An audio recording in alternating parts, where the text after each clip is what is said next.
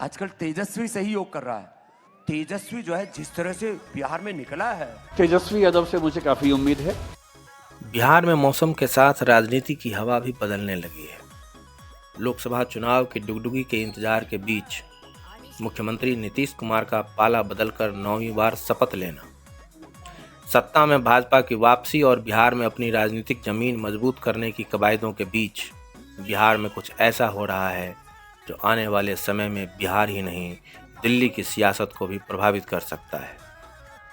बिहार में सत्ता के समीकरण बदलने के बाद जो पटकथा तैयार हो रही है उसमें एक ऐसा नायक उभर रहा है जिसने बिल्कुल ठेठ अंदाज में बिहार की सियासत पर अपनी दावेदारी ठोक दी है। उसकी दावेदारी ऐसी है कि दिल्ली तक हिली हुई है। केंद्र की सत्ता पर काबिज गुजरात लॉबी की नींद उड़ चुकी है। 3 मार्च को पटना के ऐतिहासिक गांधी मैदान की तस्वीरों ने राजनीतिक विश्लेषकों की राय बदल कर रख दी है। ये संकेत है बिहार की राजनीति में एक नए चेहरे के उदय का। वास्तव में इस चेहरे का उदय तो काफी पहले हो चुका था, लेकिन यह चेहरा अब ऐसा चमकने लगा है कि विरोधियों की आंखें चौंधियाने लगी हैं। जी हाँ, हम बात कर रहे हैं तेजस्वी यादव की। फूल बरसाऊंगी, माला मैं पहनाऊंगी, मेरे बिहार का बाग अब खुल जाएंगे, तेजस्वी आएंगे। बिहार में गरीब गुरबों का मसीहा कहे जाने वाले लालू प्रसाद यादव की राजनीतिक विरासत को संभाले लालू राबड़ी काल के जंगल राज के साये को पार करते हुए तेजस्वी ने बिहार में राजनीति की ऐसी लकीर खींचनी शुरू कर दी है जो बिहार की सियासत को एक बार फिर अलग तरह से गढ़ने का मादा रखता है। लोकसभा चुनाव से पहले बिहार में तेजस्वी की लोकप्रियता चरम पर है। गांधी मैदान की रैली इसका सबसे बड़ा सबूत है। 10 साल आपने क्या किया?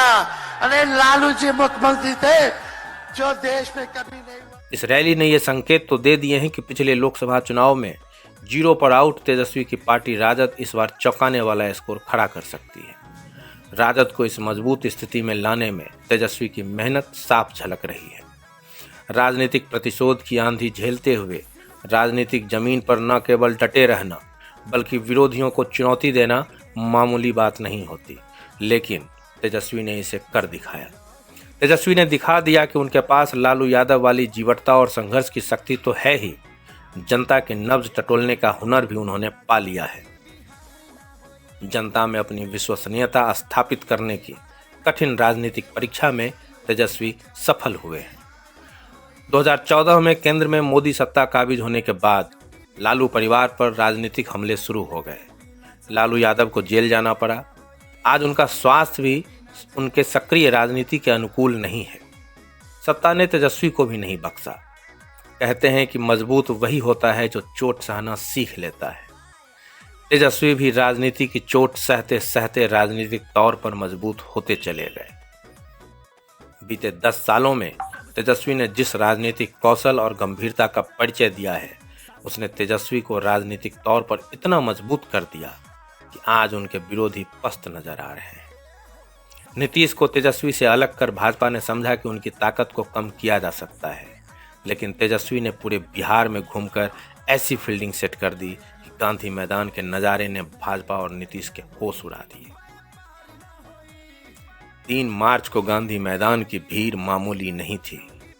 यह नज़ारा गांधी मैदान ने भी बरसों बाद देखा है, जब पूरा मैदान समर्थकों से खचाखच भरा हुआ था। ऐसी भीड़ किसी राजनीतिक रैली में गांधी मैदान में पिछले 1-2 दशकों में नहीं देखी गई। गांधी मैदान में ऐसी भीड़ तब जुटी थी जब जयप्रकाश नारायण ने सत्ता के खिलाफ बिगुल फूंका था और उस भीड़ ने उस समय केंद्र में काबिज इंदिरा गांधी की सत्ता को उखाड़ फेंका था।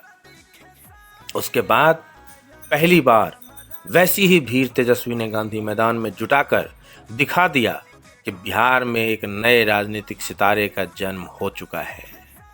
राजनीतिक पंडितों की माने तो आने वाले समय में यह सितारा और ज्यादा चमकेगा।